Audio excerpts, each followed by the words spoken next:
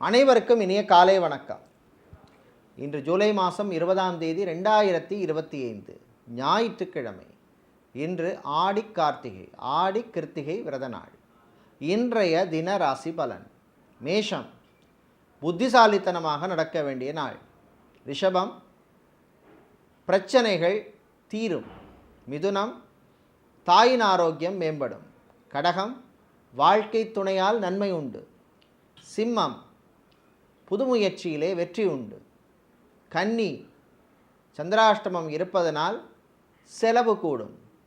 துலாம், உங்களுடைய ஆரோக்கிய பிரச்சனை குறையும்.